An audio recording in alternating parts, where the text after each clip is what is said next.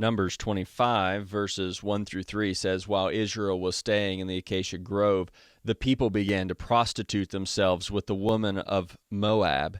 The women invited them to sacrifice for their gods, and the people ate and bowed in worship to their gods.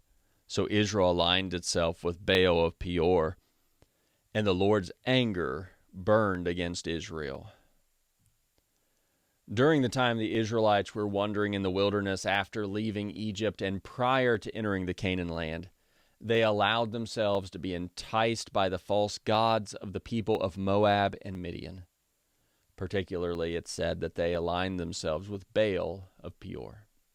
That is, they bound themselves to this false god. Particularly, the worship of this god permitted or even encouraged the Israelites to commit sexual sins with the women of that region. The result of this idolatry was God's anger burning against the Israelites, so that God punished the people to the tune of 24,000 people dying. There are many false gods in the world around us today. Although these false gods may not often be statues that are professed to be gods, a false god is anything or anyone who takes our allegiance away from God.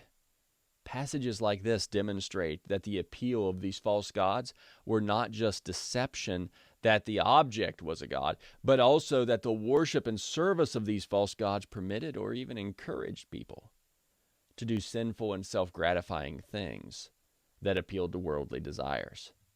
In this way, the idolatry of people today is also often focused on self-gratification.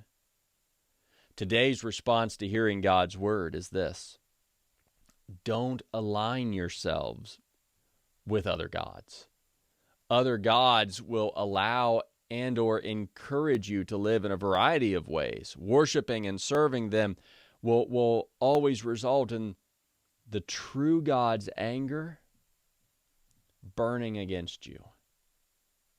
So while you may often be tempted to worship and serve the gods of worldly pleasure or money or entertainment or success or whatever it may be, you must remind yourself that they are only temporary.